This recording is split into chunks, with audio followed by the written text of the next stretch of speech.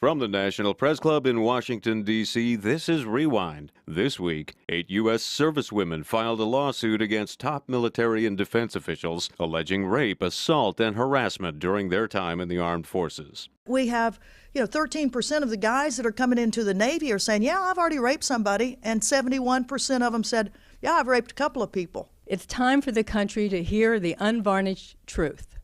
Young women who sign up to serve in the armed forces are more likely to be raped or sexually assaulted than killed by enemy fire. I am a statistic, but I'm not powerless. An infamous former lobbyist convicted of corruption is now campaigning against bribery of public officials. If you're a lobbyist, or you're a client of a lobbyist, or you're anybody who's getting anything special from the federal government that everybody else doesn't get, you shouldn't be allowed to give $1 politically. Yeah, it is social interaction. That's bribery. If it's a public official you're having a social interaction with, that's bribery when you give them something. The end. At a newsmaker, a former Afghan deputy president urged U.S. policymakers not to withdraw troops from Afghanistan too soon. Our American partners, they should complete the job. They should not leave Afghanistan incomplete, or the job should not be incomplete, because then nobody would trust the partnership.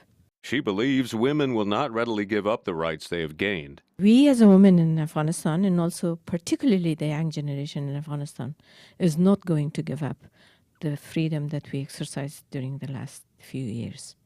The gain that we have, we are not going to give it up easily, even if Taliban comes.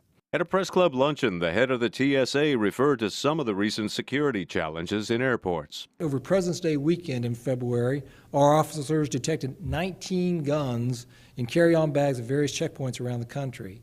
1 year after the Fukushima nuclear meltdown, U.S. officials reported on the industry's response.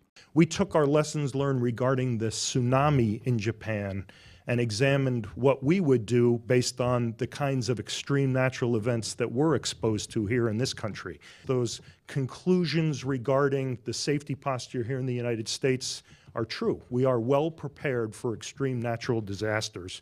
And we know that not only based on the analytical work, but we've had very recent extreme conditions upon which to test ourselves. Last week, the American Cancer Society hosted a forum on the future of health care. We're going to have to see a significant reduction in the cost curve of health care. I can attest to you that you cannot solve the deficit problem without radical change in tax policy unless you deal with health care. So just as we in Massachusetts have provided the national model for universal access, I believe we are on track to crack the code on cost containment. We will avoid nearly $1 billion in cost increases in this fiscal year and another several hundred million more next year.